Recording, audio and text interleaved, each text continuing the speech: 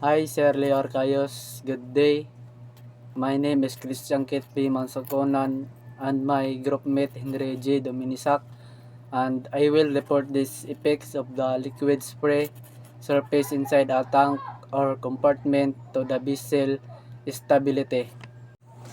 The free surface effect happens when a tank or a compartment in a ship is partially filled with liquid and the liquid moves as the vessel rolls or tilts.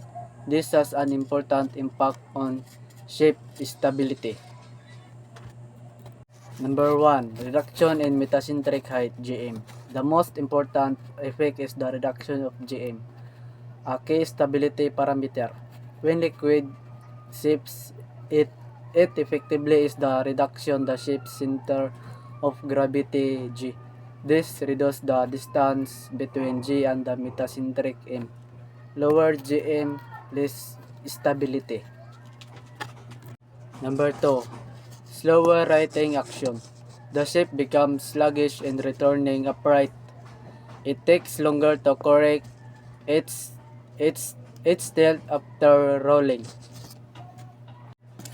Number 3. Increase rolling motion. Liquid movement adds extra shifting weight. This causes the vessel to roll more easily and more heavily. Number 4. Loss of writing moment. The moment of liquid reduces the writing lever GZ.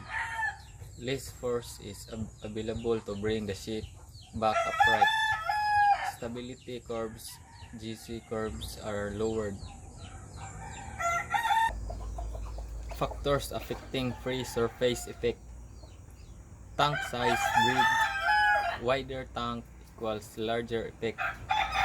Amount of liquid worse when tank is partially full.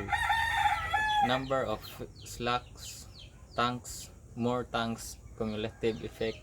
Density of liquid, heavier liquids cause greater impact. How it's controlled.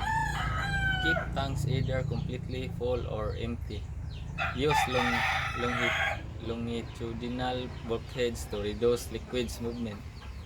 Minimize numbers of slack tanks. Proper ballast management.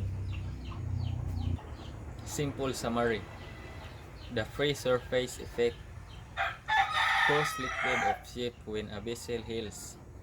Lead to a virtual rise in center of gravity.